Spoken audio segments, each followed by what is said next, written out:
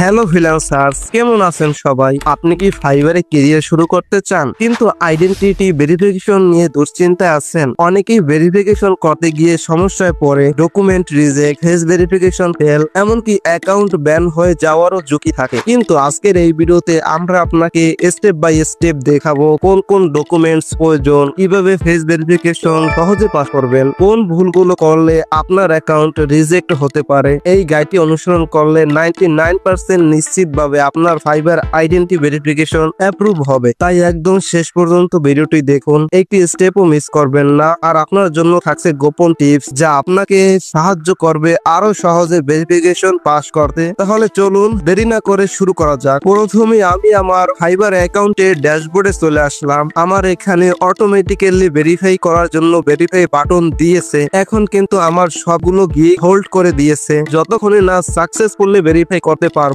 ততক্ষণ সকল gig of থাকবে এবং ইমপ্রেশনও জিরোতে নেমে আসবে। আপনি যদি ড্যাশবোর্ডে ভেরিফাই করার বাটনটি না পেয়ে থাকেন, চিন্তার কোনো কারণ নেই। সেটিংস থেকেও ভেরিফাই অপশন পাবেন। ভেরিফাই অপশনটি কাকে কোন সময় দিবে নির্দিষ্ট করে কোনো টাইম দেওয়া হয়নি। ড্যাশবোর্ডে যখন ভেরিফাই বাটনটি দিয়ে দিবে তখন বাধ্যতামূলক ভেরিফাই করতেই হবে। ভেরিফাই অপশনে ক্লিক দিলাম।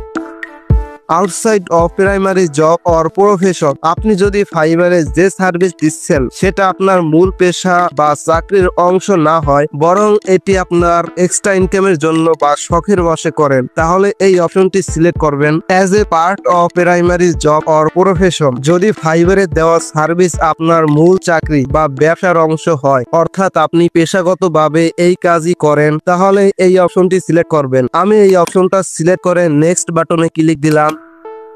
আমার ফাইবার অ্যাকাউন্ট যেহেতু রেজিস্টার্ড করা নেই, তাই নো সিলেক্ট করে নেক্সট।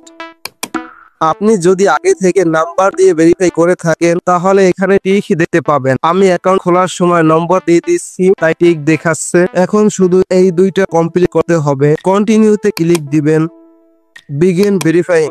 আমার জাতীয় পরিচয় পত্র যেহেতু বাংলাদেশি, তাই বাংলাদেশ অটোমেটিক নিয়ে নিচ্ছে। আপনি যদি অন্য কান্ট্রি হয়ে থাকেন তাহলে ড্রপ ডাউন বাটনে টাচ দিয়ে আপনার নিজস্ব কান্ট্রি সিলেক্ট করে দিবেন। সিলেক্টে ক্লিক দিলাম।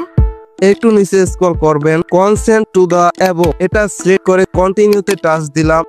এখন এই পেজটা ফিল আপ করতে হবে। এখানে যে ইনফরমেশন গুলো দিবে অবশ্যই আপনার এনআইডির সাথে যেন মিল থাকে। যদি মিল না পায় তাহলে আপনার ভেরিফাই সাথে সাথে রিজেক্ট করে দিবে। একবার যদি রিজেক্ট করেই দেয় তাহলে সাপোর্ট টিমের সাথে কথা বলে অনেক দিন ওয়েট করতে হবে। তাই অবশ্যই এখানের ইনফরমেশন গুলো কেয়ারফুলি দিবেন। আমার এনআইডি অনুযায়ী আমার নাম দিলাম, তারপরে আছে ইমেল। অ্যাকাউন্ট খোলার সময় যে ইমেল দিয়েছেন সেই ইমেলটাই এখানে দিবে। তারপর একটি ফোন নাম্বার দিয়ে দিবেন, এটাও যেন আগের ফোন নম্বরের সাথে মিল থাকে। তারপর আছে অ্যাড্রেস। আপনার এনআইডির পিছনে যে ঠিকানা দেওয়া আছে সে অনুযায়ী দিবেন স্ট্রিট অ্যাড্রেস। এখানে আপনার গ্রামের নাম অথবা রাস্তার নাম দিবেন। এপিটে সুইটস, যদি আপনার অ্যাড্রেসে রাস্তার ঠিকানা থাকে এবং এতে অ্যাপার্টমেন্টস বা সুইট নম্বর না থাকে তাহলে এই ঘরটি ফাঁকা রাখতে পারেন। আপনার আইডির অ্যাড্রেসে এই রিলেটেড কিছু থাকে তাহলে এটা অবশ্যই ফিল আপ করবেন। আমার নেই তাই এটা ফিল আপ করলাম না। সিটি, এখানে জেলার নাম দিবে। তারপর আছে পোস্টাল কোড, এখানে পোস্ট অফিসের কোড দিয়ে দিবেন। এটাও স্মার্ট কার্ডের পিছনে পাবেন অথবা গুগলে সার্চ দিলে পেয়ে যাবেন। এই পেজটা কমপ্লিট করার পরে কন্টিনিউতে ক্লিক দিবেন। আমি এনআইডি কার্ড দিব তাই ন্যাশনাল আইডিতে ক্লিক দিলাম। আইডি কার্ড দেওয়ার জন্য একটি লিংক দিয়ে দিচ্ছে। আপনার ল্যাপটপে অথবা কম্পিউটারে ক্যামেরা থেকে থাকে তাহলে সরাসরি ক্যামেরার অ্যাক্সেস পেয়ে যাবেন। আমার যেহেতু ক্যামেরা নেই তাই লিংক দিয়ে দিচ্ছে। লিংকের উপরে ক্লিক দিলাম। লিংকটা কপি হলো। লিংকটা ইমেলের মাধ্যমে আমার ফোনে নিব। লিংকটা ফোনে পাঠিয়ে দিলাম। মোবাইল স্ক্রিনে চলে আসলাম। কম্পিউটার থেকে আনা লিংকে টাচ দিলাম।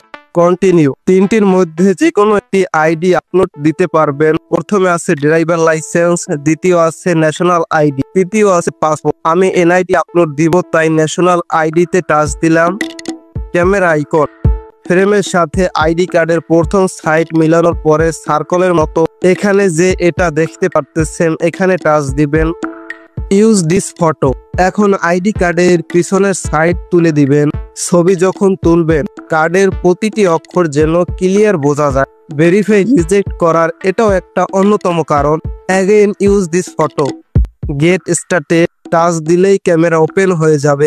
সরাসরি ক্যামেরার দিকে তাকাবেন। যখন লুক স্লাইটলি লেফট দেখবেন তখন একটু বাম দিকে তাকাবেন। এটাও কিন্তু অবশ্যই পর্যাপ্ত আলোর মধ্যে হতে হবে। লুক স্লাইটলি রাইট, ডান দিকে তাকাতে বলতেছে, ডান দিকে তাকাই। যদি সঠিকভাবে এনআইডির সাথে ম্যাচিং না হয় তাহলে কুড নট ভেরিফাই দেখাবে।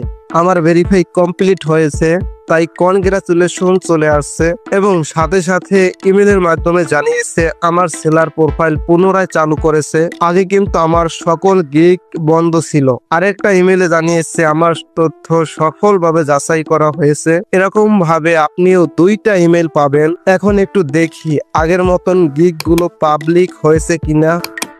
অল ওকে। অনেকের দেখা যায় নিজের আইডি নেই, অন্য কারো আইডি দিয়ে কাজটা কমপ্লিট করার ট্রাই করে। যে যাই করেন অবশ্যই সবকিছু মিল রাখবেন, তাহলে কোনো প্রবলেমে পড়বেন না। ফাইবার আইডেন্টিটি ভেরিফিকেশন করা আসলেই সহজ যদি আপনি সঠিক নিয়মগুলো অনুসরণ করেন। আপনার যদি কোনো প্রশ্ন বা সমস্যার সম্মুখীন হন তাহলে নিচে কমেন্ট করুন, আমি উত্তর দেব। আর যদি ভিডিওটি আপনার কাজে লেগে থাকে তাহলে লাইক দিন, শেয়ার করুন এবং আরো দরকারি টিপস পেতে সাবস্ক্রাইব বা ফলো না করে থাকলে সাবস্ক্রাইব বা ফলো করে সাথে থাকতে পারেন। বেল আইকন প্রেস করতে ভুলবেন না যদি পরবর্তী ভিডিও মিস না করেন।